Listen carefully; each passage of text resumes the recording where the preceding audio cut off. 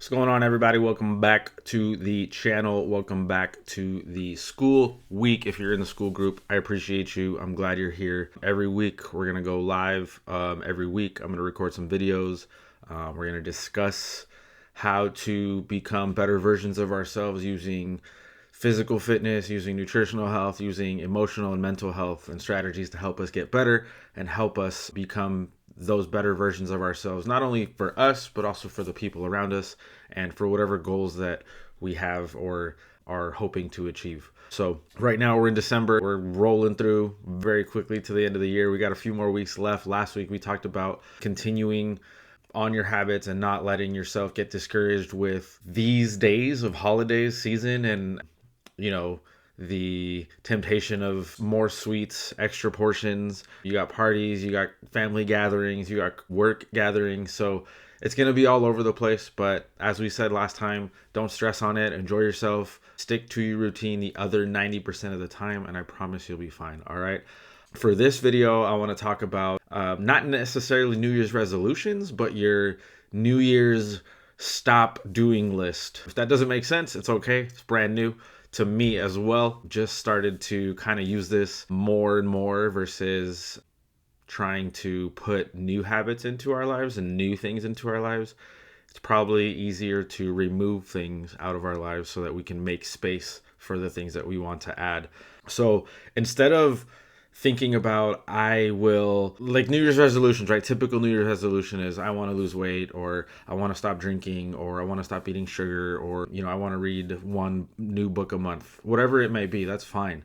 The problem when it comes with adding new things into our already busy life and routine is it may seem overwhelming sometimes to read an additional book, or even not even an additional book, but just read a book and add it to what we already feel is a busy life. So instead of saying I want to read one new book each month, maybe we can say I will do 30 minutes less social media doom scrolling.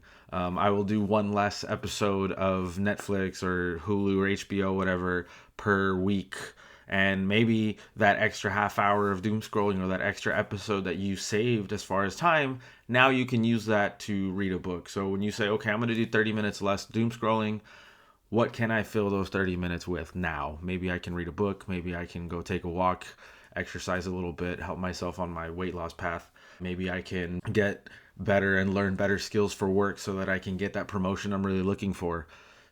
So it's better to remove things out of the equation so that it automatically makes space for the new things that you're trying to accomplish. So instead of hitting the snooze button, instead of saying I want to wake up early Monday through Friday, or I want to wake up 1 hour early Monday through Friday, maybe you can say I will stop hitting the snooze button 3 times or maybe I'll stop going to bed at 12 a.m. and go to bed at 11 p.m. Maybe that'll help me get up a little bit earlier without having to feel like I'm losing hours of sleep. I'm gaining more time by reducing the things that I don't need to be doing. So what I want you to do over the next few weeks, I want you to think about it, write it down for yourself.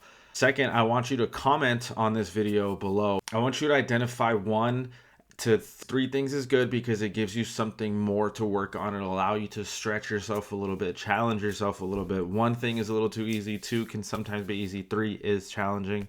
But 1 to 3 things that you want to quit before January 1st, right? So you can use these next 2.5, 3 weeks to gain momentum in starting to quit something versus starting to add something to your life. So what are 3 things that you can potentially remove from your life so that you can potentially add new things into those spaces? Now, don't worry about what you're going to add just yet. Don't worry about that. Worry about what you're going to remove so that you make space for those things. You're going to change your mindset. It's going to be a little more encouraging to do something like that so that you feel better about what you're doing, right? The way you speak to yourself and the way that you present these things to yourself is how you're going to be able to overcome these challenges. So however it is that you need to present this to yourself, to frame this to yourself so that when you read it and you understand it, you know what it's going to take for yourself to get there. So go ahead and find those 3 things for yourself, write that in the comments below, and let me know what it is that you're going to be working on or removing before January 1st. So thanks again for watching, my friends. I want you to have a wonderful week. Use the tools that we're giving you, and remember to please love yourself and go be the best version of yourself.